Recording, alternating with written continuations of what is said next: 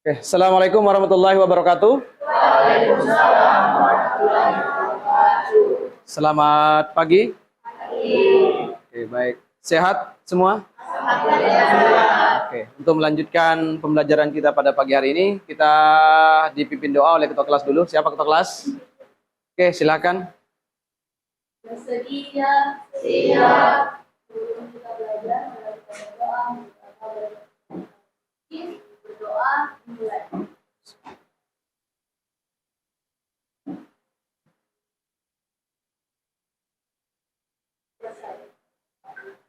Oke. Hari ini hadir semua ya? Ada yang tidak hadir? Naura sakit. Kita doakan teman kita supaya cepat sembuh ya. Amin. Oke, baik. Materi kita pada pagi hari ini adalah, coba perhatikan di depan ada yang bisa bantu membacakan. Coba Udi Hamzah.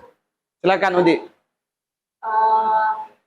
Sekolahku yang damai. Oke, sekolahku yang damai. Apa yang terbayangkan oleh di kepala kalian, sekolahku yang damai? Ada yang bisa memberikan pendapatnya? Sekolahku yang damai seperti apa? Aman, apalagi? Tentram, apalagi? Ya, nyaman, apalagi? Tidak suka tawuran, apalagi? Toleransi dan masih dan sebagainya ya. Jadi banyak yang muncul di kepala kita membayangkan sekolahku yang damai. Oke, kita lihat lagi next. Oke, untuk capaian pembelajaran setelah kita mempelajari topik 5 tentang sekolahku yang damai, saya berharap kalian mampu menganalisis apa saja ancaman dan kerentanan yang terjadi di sekolah. Kemudian mampu menganalisis apa saja kapasitas yang dimiliki oleh sekolah. Nah, menganalisis apa saja ancaman dan kerentanan yang terjadi di sekolah. Kira-kira selama kalian menempuh mengikuti proses pembelajaran di sekolah ini, apakah ada yang kalian pernah rasakan ancaman-ancaman dari luar atau dari dalam sendiri? Ada enggak yang pernah merasakan ada ancaman di sekolah kita? Tidak ada? Aman-aman saja. Oke, baik. Selanjutnya, mampu menganalisis apa saja kapasitas yang dimiliki oleh sekolah. Jadi, kalau begitu sekolah kita ini adalah termasuk sekolah yang aman, nyaman, dan damai ya. Karena selama ini sudah hampir kurang lebih berapa tahun kalian sekolah di sini tidak ada sesuatu hal yang terjadi yang menimpa kalian. Baik, selanjutnya. Nah, mulai dari diri. Ada beberapa pertanyaan. Yang pertama, bagaimana lingkungan sekolah yang Anda dambakan? Coba saya mau jawaban dari Lydia dulu. Sekolah yang Anda dambakan seperti apa, Lydia? Saya sendiri yang mengharapkan sekolah yang nyaman dan aman untuk siswa untuk belajar dengan nyaman agar mereka dapat menerima materi sesuai yang mereka inginkan. Oke, baik. Tepuk tangan dulu untuk Lydia. Sekolah yang aman, nyaman, dan sesuai dengan harapan siswa yang diinginkan. Oke, ada pendapat lain untuk pertanyaan yang pertama? Siapa tahu ada yang mendambakan yang lain. Selain rasa aman, apa lagi? Siapa? Fasilitas yang baik. Fasilitas yang baik. Misalnya memiliki, misalnya kalian kan jurusan apa ini ya?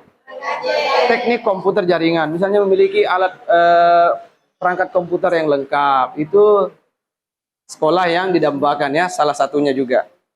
Pertanyaan kedua, apa saja langkah-langkah yang akan Anda dilakukan untuk mewujudkannya? Nah, untuk mewujudkan rasa aman, kemudian fasilitas yang lengkap, apa yang harus dilakukan? Kira-kira ada yang bisa membantu menjawab? Kira-kira apa yang harus kita lakukan? Langkah-langkahnya. Apa, Mujah? Disiplin? Oke. Seorang peserta didik itu harus menerapkan kedisiplinan, kemudian menjaga lingkungan sekolah dengan bersih, kemudian saling menghargai, menghormati, apalagi? Sebelah sini, kok diam terus? Sebelah sini lagi. Untuk mewujudkan sekolah yang Anda dambakan, yaitu rasa nyaman, fasilitas lengkap, apa langkah-langkahnya? Sebelah sini lagi. Menghargai perbedaan. Menghargai perbedaan. Misalnya ada teman kita yang beragama non-muslim, saling toleransi, saling menghargai. Oke. Itu saja. Kemudian yang terakhir pertanyaan, apa saja tantangannya? Tentu kalau kita ingin mewujudkan sebuah sekolah yang nyaman, tentu ada tantangannya. Apa tantangannya di sini? Untuk mewujudkan tadi. Coba yang di belakang, ada yang bisa bantu? Gibran? Apa tantangannya untuk mewujudkan sekolah yang nyaman? Audia? Coba dari depan lagi.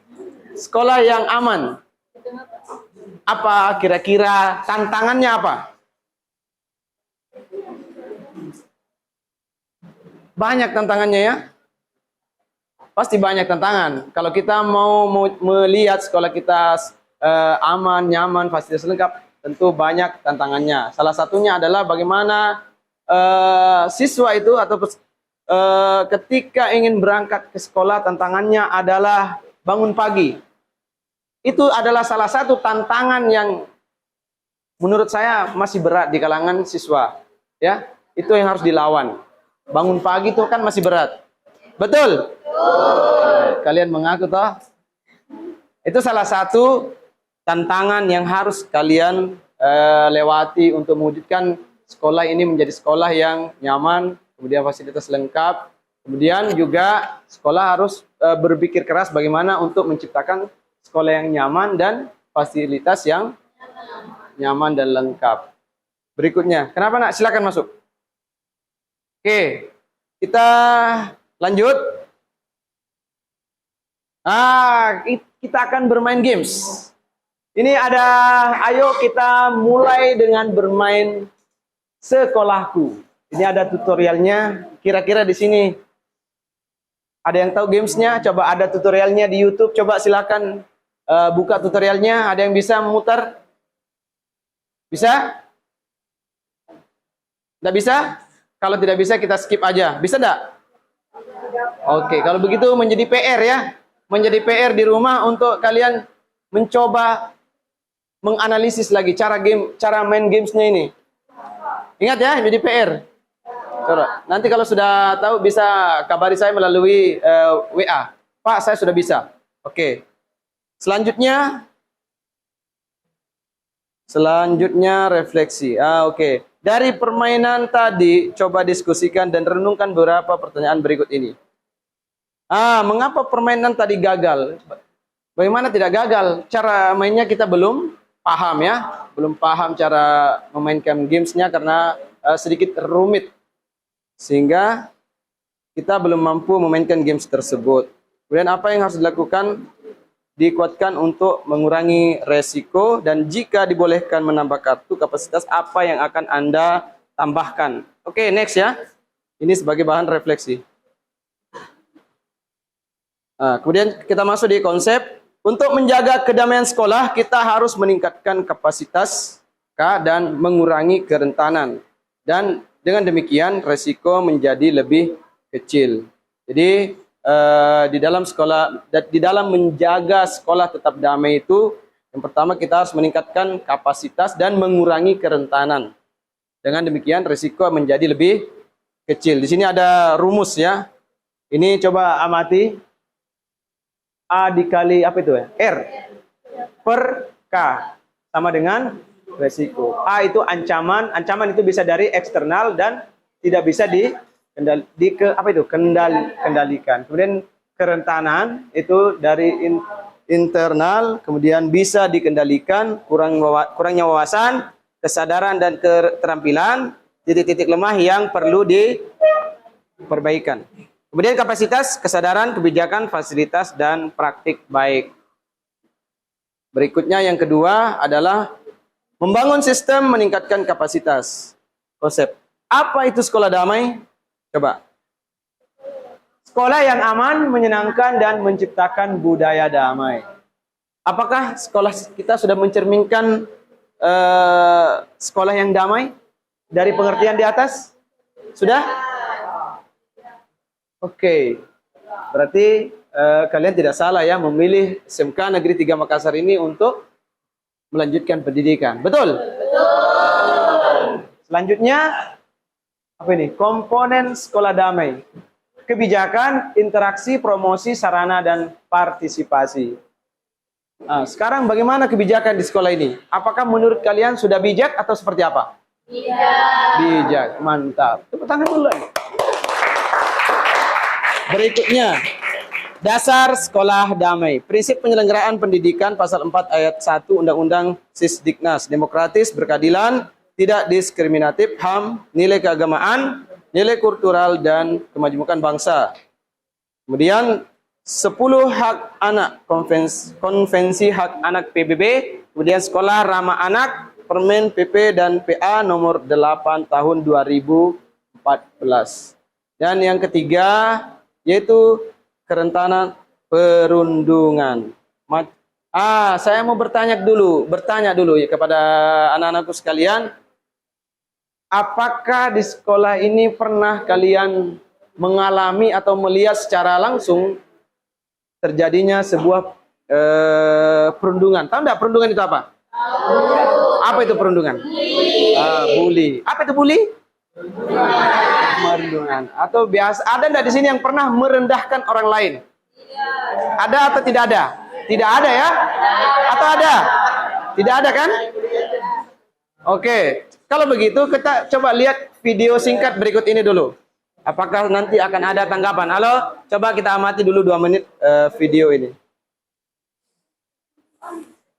Tunggu dulu, iklan. Oke, tunggu dulu. Ini Mas Gojek sedang mengantar ceweknya. Tunggu. Oke, ini dia. Coba. Sebentar dari pengamatan video, tolong 1-2 orang menyimpulkan videonya.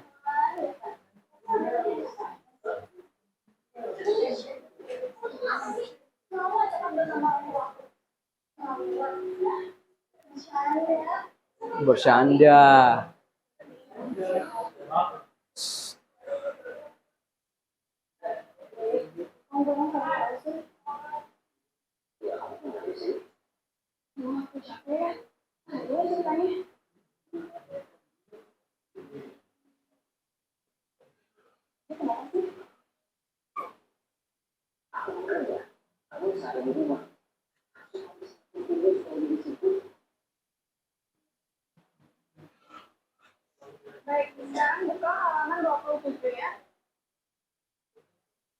Oke, semenit lagi ya, karena ini panjang, 8 menit, kita potong menjadi 2 menit.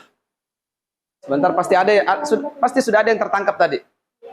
Tunggu, sabar untuk menyampaikan, sabar. Tahan. Tenang. Tunggu, sabar. Tahan pendapatnya, tahan.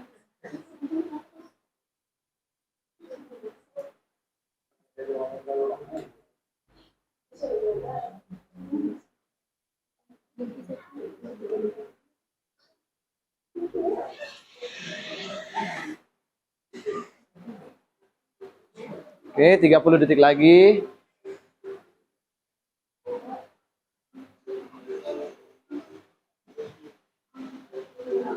Ini mirip-mirip Naura ya? Ada tadi juga mirip Lydia. Ini Udi. Ini apa nih? Kegiatan apa ini? Coba perhatikan gerak-geriknya.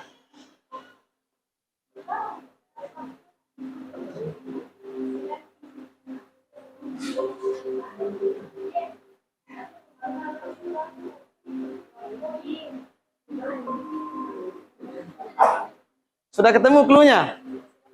Sudah? Saya stop. Ada yang bisa menyimpulkan? Sedikit lagi ya. Sudah 2 tadi saya dapat.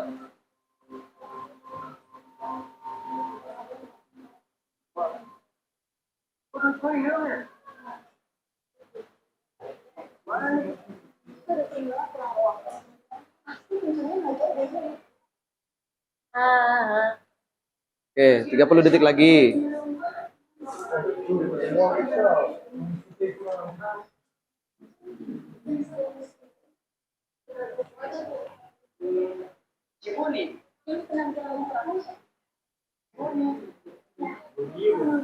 Sudah ya? Sudah dapat kesimpulan? Kalau kita nunggu habis kelamaan. Ini 8 menit, ini sudah 3 menit malah. Oke. Nah, siapa yang mau memberikan tanggapan tentang tayangannya? Video, tayangan video. Ayo. Angkat tangannya. Muja? Lydia? Oke, Lydia dulu, Lydia. Coba Lydia. Dari hasil yang saya dengar dari video tersebut, Pak, ini mengenai ujaran kebencian. Ini ada juga salah satu masuk di tindakan bully karena dia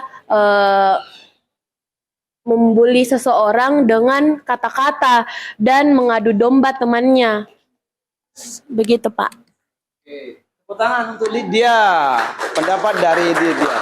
Saya mau lagi satu orang lagi sebelah sini. Tadi ada yang tidak sabar mau menyampaikan pendapatnya. Ada enggak? Siapa namanya? Akbar. Ya, coba. Ya, di sini, pendapatnya coba. Di sini kan bisa dilihat dari dijebak dia.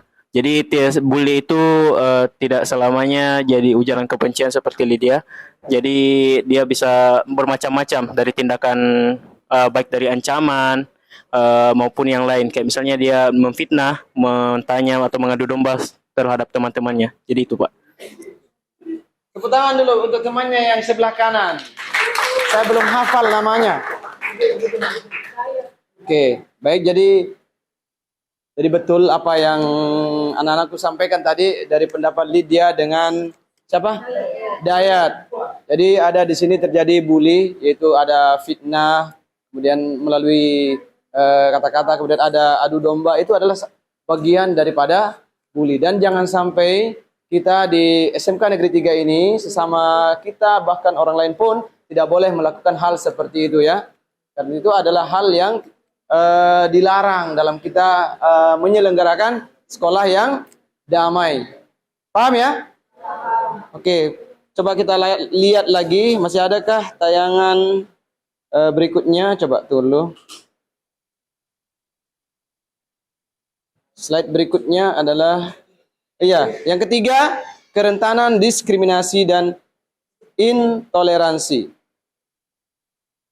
Coba di sini diskriminasi. Apa itu diskriminasi? Yaitu pembatasan, pelecehan atau pengucilan secara langsung ataupun tidak berdasarkan perbedaan agama, suku, ras, etnik, kelompok, golongan, status sosial, status ekonomi, dan aspek kehidupan lainnya. Saya kira di kelas ini tidak pernah ada hal-hal yang seperti itu terjadi ya. Semua saling menghormati, menghargai, dan saling mendukung ya satu sama lain. Pemaksaan. Pemaksaan itu memaksa pihak lain berperilaku secara spontan, baik melalui tindakan ataupun tidak bertindak dengan menggunakan ancaman, imbalan, atau intimidasi atau bentuk lain. Nah, saya kira hal-hal seperti ini juga tidak pernah terjadi ya di sekolah kita. Ada teman kita yang memaksa suatu kehendaknya untuk menghalalkan segala cara ya. Tidak ada ya? Tidak ada? Ada yang pernah mengalami tidak ada? Tidak ada. Oke, baik. Dan jangan sekali-kali menanamkan ujaran kebencian dalam hati kita, karena itu sangat tidak bagus untuk masa depan kita, apalagi di sekolah kita. Berikutnya adalah yang aplikasi. Survei sekolah damai. Nah, untuk menguatkan kondisi damai di sekolah, ayo lakukan beberapa misi berikut ini. Nah, kita akan buatlah survei terkait kondisi sekolah Anda dengan cara membuat list terhadap aspek-aspek berikut.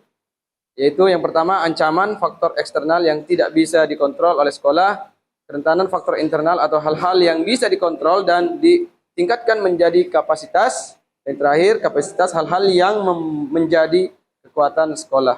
Ini instrumennya bisa di-download dan dibuatlah misi Bapak dan Ibu dengan cara kerja kolaboratif. Nah, ini nanti arahnya itu kalian dikelompokkan untuk membuat sebuah instrumen tentang bagaimana membuat sekolah kita ini menjadi sekolah yang damai. Oke, saya kira cukup untuk hari ini. Terima kasih atas perhatiannya anak-anakku. Semoga disehatkan kita semua dan jangan lupa belajar dengan baik. Terima kasih. Wassalamualaikum warahmatullahi wabarakatuh. Oke, tepuk tangannya sekali lagi untuk kita semua.